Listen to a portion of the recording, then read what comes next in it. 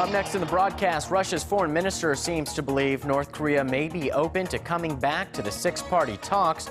And while Seoul and Pyongyang remain divided over when to resume their joint economic venture, Dennis Rodman makes his second visit to the communist regime. Japan's government pledges close to $500 million to step up its cleanup and radiation containment of the crippled Fukushima nuclear power plant.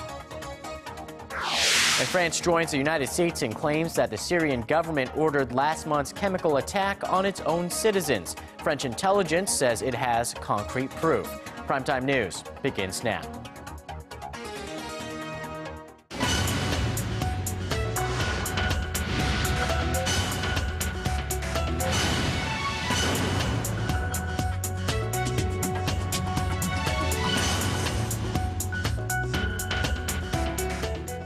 Good evening and welcome to Primetime News. It's Tuesday, September 3rd here in Korea. Live from Seoul, I am Yoo Ji-hye. And I'm Sean Lim. Thank you so much for joining us.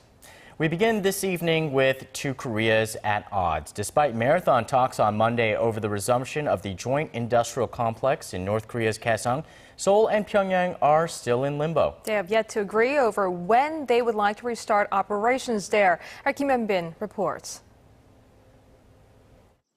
The last remaining obstacle to a reopening of the Kaesong industrial complex is about when to reopen it.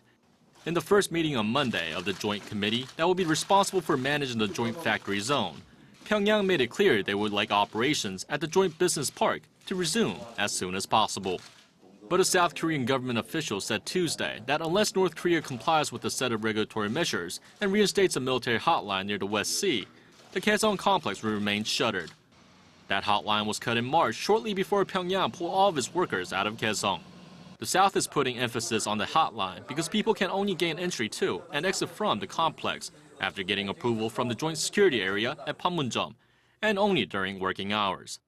In those times that Panmunjom is closed, the military hotline near the West Sea keeps the line of communication open in the event of an emergency. The two Koreas promised to carry out discussions before the next committee meeting on September 10th. To come up with ways to strengthen business regulations and normalize the complex.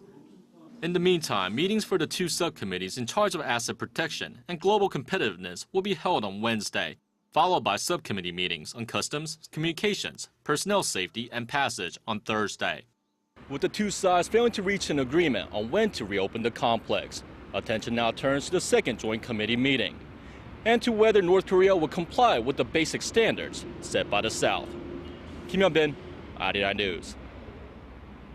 So with South and North Korea's back in talking terms, could this lead to a possible resumption of the long-stalled six-party dialogue on Pyongyang's nuclear issue? According to several North Korea experts around the world, the answer might be a yes. Our Han Da-eun tells us more.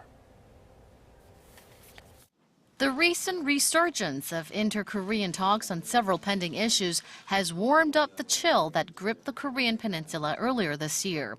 And with hints from Pyongyang that the reclusive state might be willing to re-engage in dialogue with regional neighbors, experts across the globe are bullish on the possible resumption of the stalled six-party nuclear talks. Russian Foreign Minister Sergei Lavrov on Monday raised hopes that a political process leading to North Korea's denuclearization would unfold soon. Lavrov pointed out that recent signals from the North show it's ready to follow through on the agreements made by the six-party members in 2005. North Korea expert and former U.S. State Department official Joel Witt echoed that sentiment. He says there has been a positive change in the North's priorities, adding that the communist state has barely mentioned anything about its nuclear power in recent public announcements. North Korea had previously made very clear to the world that it was pushing for economic growth and an expansion of its nuclear program. According to Witt, the change in policy to prioritize economic development was most evident in an announcement made by Pyongyang's National Defense Commission on June 16th. Against such a backdrop, the U.S. expert stressed that it's important for Washington to open dialogue with the North now. China, North Korea's longtime ally, has also expressed hope towards reopening the nuclear talks. A Chinese foreign ministry spokesman officially announced this week that China's top nuclear envoy, Wu Dawei, exchanged views on a resumption of the denuclearization talks with his North Korean counterparts during a visit to Pyongyang last week. 한다은, Arirang News. Meanwhile, former NBA star Dennis Rodman arrived in North Korea on Tuesday for another meeting with leader Kim Jong-un. The Basketball Hall of Famer said before departing that the 5-day visit is simply, quote, another basketball diplomacy tour. Despite speculation that he may lobby Kim for the release of U.S. citizen Kenneth Bae, who was imprisoned in the North, Rodman said he had no plans to bring the issue up. The trip is Rodman's second to Pyongyang this year and comes at a sensitive time. North Korea late last week canceled at the last minute a visit to Pyongyang by U.S. Special Envoy on North Korean human rights issues, Robert King. On the economic front, the Korean market remains fairly stable despite the United States tapering of its monetary stimulus program and speculation about an economic crisis in emerging countries. Recent data also shows that Korea's market capitalization has overtaken those of nations like Brazil, Russia, and India. Our Kwon So-hwa has the details. Korea's stock market remains relatively strong despite a planned pullback in the United States quantitative easing program and rumors of another financial crisis in emerging markets. The aggregate market value of listed companies in Korea came to $1.1 trillion as of Sunday, according to data compiled by Bloomberg. This figure puts Korea in 11th place among 87 countries surveyed, after the US, Japan, Britain, and China. Although Korea failed to reach its record high of $1.2 trillion posted earlier in the year, it seems to be weathering the economic storms better than others. Korea's market capitalization fell to $960 billion in June on reports that the U.S. Federal Reserve would begin tapering its huge monetary stimulus program. However, it topped the $1 trillion mark again last month. The stock markets of the BRIC nations of Brazil, Russia, India, and China, meanwhile, have performed relatively poorly. With the exception of China, which is the world's second largest economy, Brazil, Russia, and India have all given way to Korea. Experts say that Korea is now being considered a favorable market for its track record of fast recovery during crises and strength in its basic economic fundamentals. Currently, the global market capitalization stands at $54.6 trillion. Kwon So-hwa, Arirang News.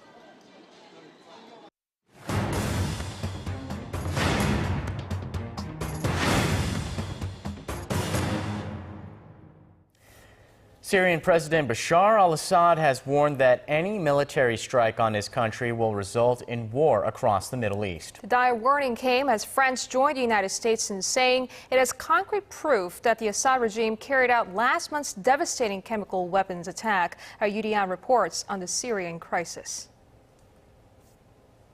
The French intelligence service has drafted a 9-page report in which it says Syrian President Bashar al-Assad personally ordered last month's, quote, massive and coordinated chemical attack that killed hundreds. Prime Minister Jean-Marc Ayrault presented the report to French ministers and heads of parliamentary groups at an emergency meeting on Syria on Monday. Ayrault spoke of the need to back military action against the Syrian government.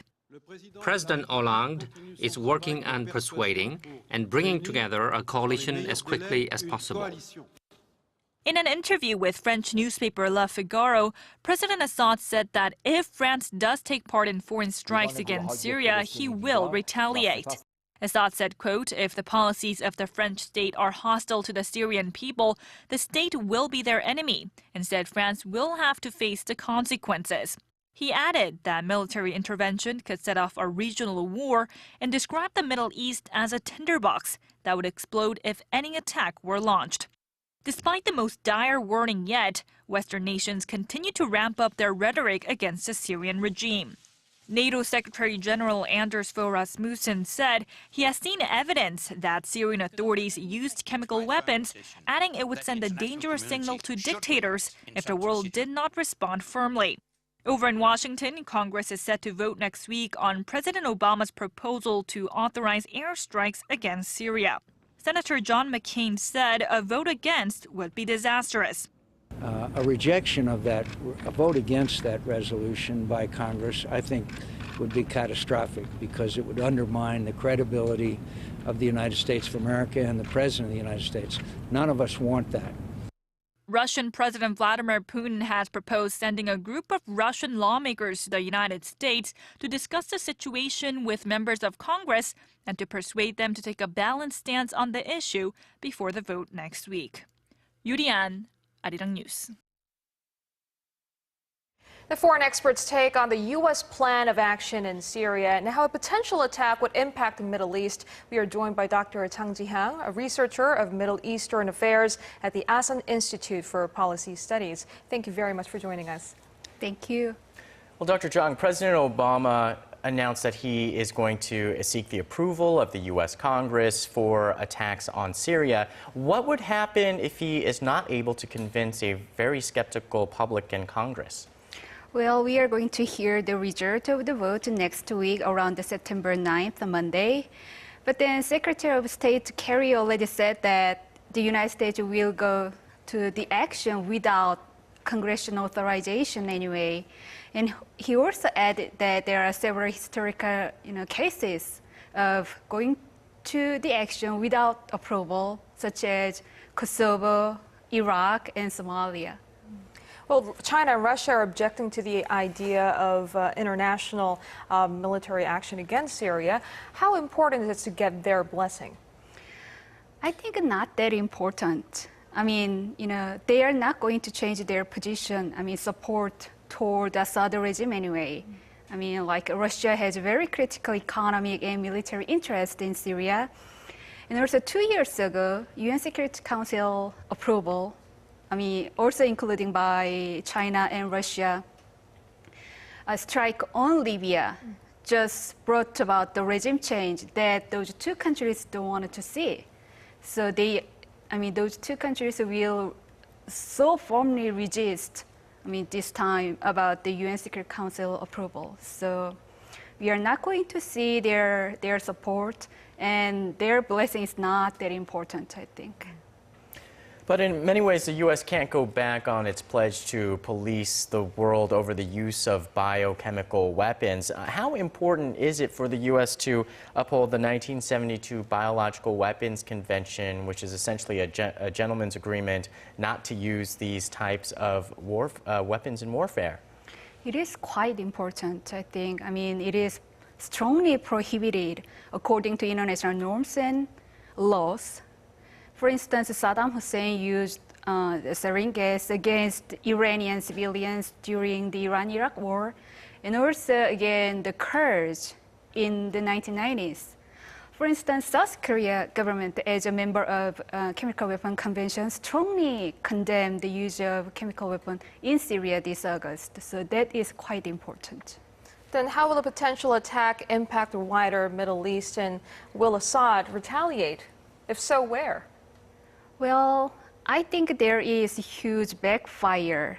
I hope not to see that, but probably Assad will attack near border of Lebanon, and there's like a Hezbollah supported by Iran. So yes, there's going to be retaliation and backfire. Could there have been other alternatives to condemn the Assad regime for its use of chemical weapons other than this military attack? For now, I will say no. The international community just missed so many important chances and critical juncture time point. I understand the American public opinion worrying about another war, and the limited airstrike will, bring more escalation. But for now, doing nothing is not really the option. So there's no really political, diplomatic option for now for international community, I think. All right. Well, Dr. Zhang, again, thank you very much for joining us and for your insight tonight. Thanks for having me. before your day ends and another begins. Get the latest news live from Seoul. Residents whose features restrictions is on the rise. closing ceremony. Expert analysis from Asia's heartbeat. The legislature circumstances. With a viewpoint only Korea's global network can provide. The United States, the latest report. Unrivaled access from a team always on standby. Meaning came on the news trying to cover up the South's true intentions. Japan has stepped up efforts to stop leaks of radioactive water from the crippled Fukushima nuclear plant. It has pledged to funnel hundreds of millions of dollars to costly projects that the government hopes will help stem the worsening problem. Arirang's Hwang Ji-hye has more on Japan's plan to clean up its nuclear mess. The Japanese government, for the first time, is taking direct responsibility for the world's worst atomic disaster in a quarter of a century. Japan on Tuesday outlined plans to spend around 47 billion yen, or roughly $470 million to stop the toxic water crisis at the nation's crippled Fukushima nuclear plant. The government plans to fund 2 projects building a frozen wall around the plant and upgrading water treatment units through the end of next year. Some of the money could come from budget reserves, which would allow the government to funnel money to the projects at an earlier date, important since the crisis seems to worsen by the day. For the time being, the contaminated water issue is extremely urgent, and as such, we would look to use budget reserves. While the particulars are still not decided, up to 21 billion yen could be used from budget reserves at any time. The Fukushima nuclear plant has been leaking hundreds of tons of toxic water into the sea since a 2011 earthquake and tsunami devastated the region. Tokyo Electric Power Company has been unable to stop the crisis. While Japan is stepping up its intervention in the disaster, the move is also being perceived as a public relations maneuver, as it comes just days before the International Olympic Committee is scheduled to vote on which city will host the 2020 Olympics. Hwang Ji-hye, Arirang News. It's not every day that you are given the reins to the Seoul Philharmonic Orchestra and get a chance to learn from one of the best conductors in the world. But that's precisely what happened for the 6 lucky young talents recently. Our cultural correspondent Park Ji-won met some of them. 33-year-old Choi Soo-yeol is one of Korea's most promising young conductors, as proven through world competitions over the past few years. Now he's conducting Brahms Symphony No. 1 with members of the Seoul Philharmonic Orchestra. This is part of a conducting masterclass offered by Maestro Jang Myung-hoon, and Choi was one of the 6 conductors selected. Of course, there must have been parts where it wasn't good enough, but I tried my best for the given 30 minutes to deliver the essence of Brahms that I interpreted. It wasn't just aspiring Korean conductors taking part. One international participant also got a chance to learn from Maestro Jang. I have heard this orchestra in a couple concerts before, and I'm very looking forward to work with them before I came all the way to Korea. And of course, we've had a chance to meet Maestro, and it's a great honor because I heard a lot about him. I've seen many of his concerts, but it's my first time I actually get to meet him. The 6 participating conductors, all in their early to mid-30s, were recommended and selected because of their outstanding talents. However, from the perspective of Maestro Jang, they all have room to improve. From postures to the mindset of approaching the music, the 60-year-old shared his wisdom and personal anecdotes about how to draw the best sound by gathering the force of the orchestra. What we are trying to do is help the younger ones have more opportunities to show themselves, which is the main difficulty for young conductors, that they do not have enough occasion to conduct the orchestra and to show what they can do. So that is the main purpose of this masterclass and project in the future. This masterclass is part of the Seoul Philharmonic Orchestra's long-term project to nurture the musical talents of the next generation. The orchestra plans to continue trying to identify and nurture young talents over the course of next 10 years. Park Ji-won, Arirang News.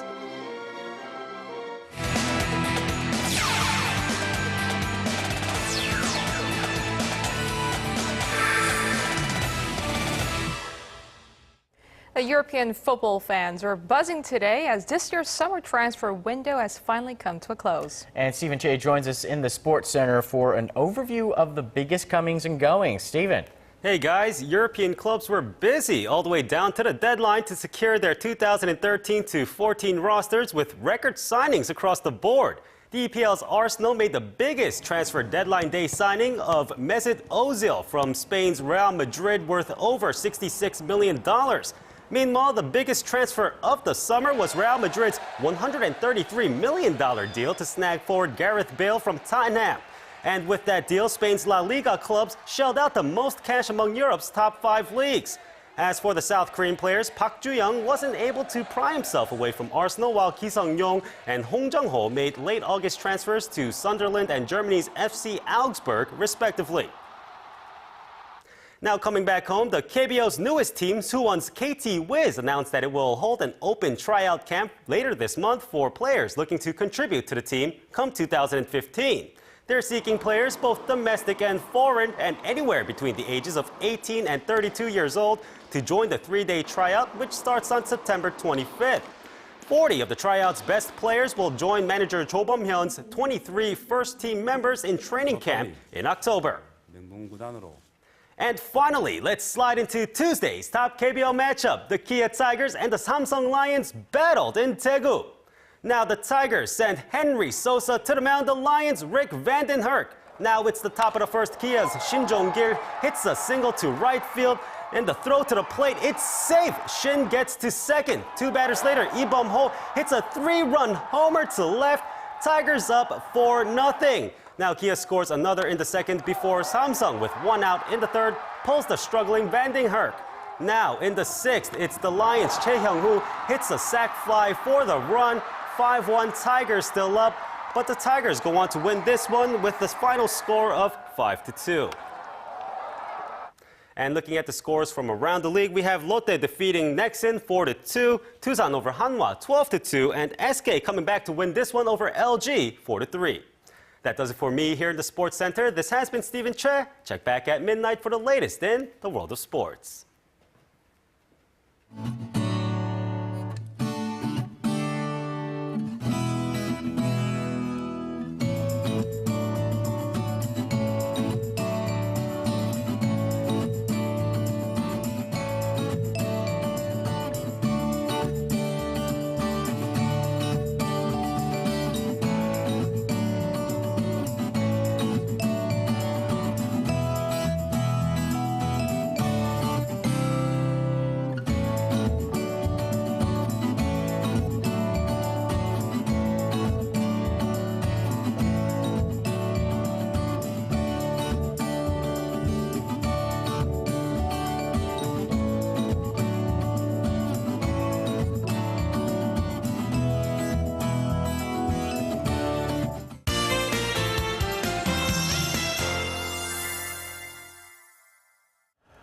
Let's go over to our Kim Bo-kyung at the Weather Center. Hello, Bo-kyung. We got another dose of some early fall weather today. Are there more clear skies ahead?